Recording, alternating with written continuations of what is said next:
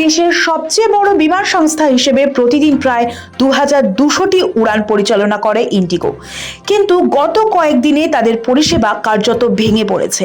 তুমুল হয়রানির শিকার যাত্রীরা। 4500রও বেশি বিমান বাতিল করা হয়েছে। কবে মিটবে যাত্রী ভোগান্তি? প্রশ্ন সেটাই।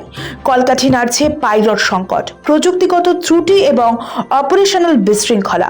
সব মিলিয়ে যাত্রীরা পড়েছেন চরম সমস্যায়। পরিস্থিতি কিছুটা সামাল দিতে পারলেও মঙ্গলবার অষ্টম দিনেও ইন্ডিগো বাতিল করে প্রায় 100র বেশি flight.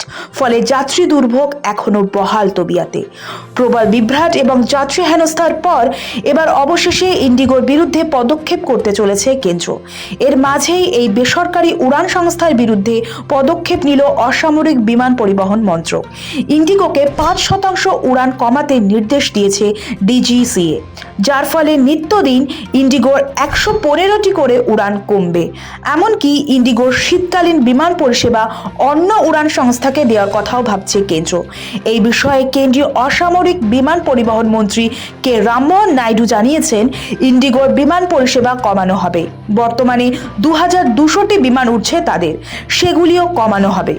No airline, however large, will be permitted to cause such hardship to passengers through planning failures, non-compliance or non-adherence to statutory provisions.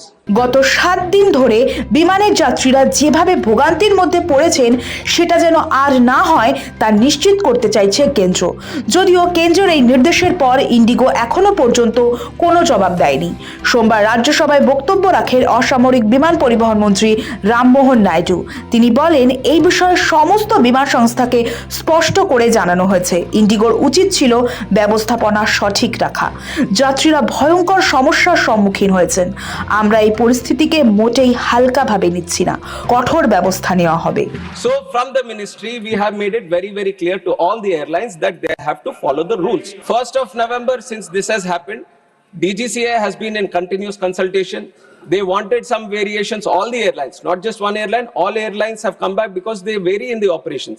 DGCA has sat with all the airlines wherever there was no compromise on the safety. After thorough consultation and after thorough safety risk assessment, necessary variations, necessary exemptions have been given beforehand itself.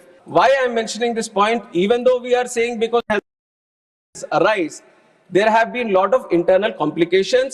This is a day-to-day operations thing that the Indigo should have maintained.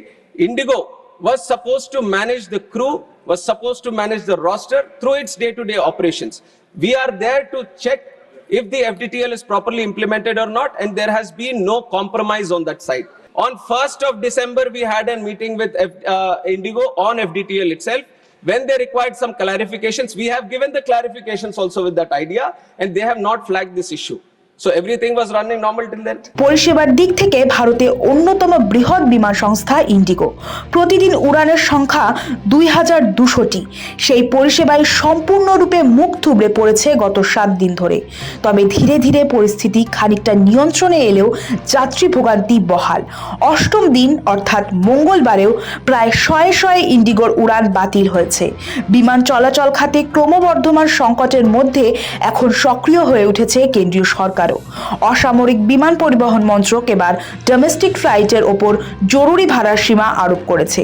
এই পদক্ষেপটি এমন এক সময়ে নেওয়া হয়েছে যখন flight duty time limitation নিয়ম বাস্তবায়নের পর ইন্ডিগো বিপুল সংখ্যক ফ্লাইট বাতিল করেছে।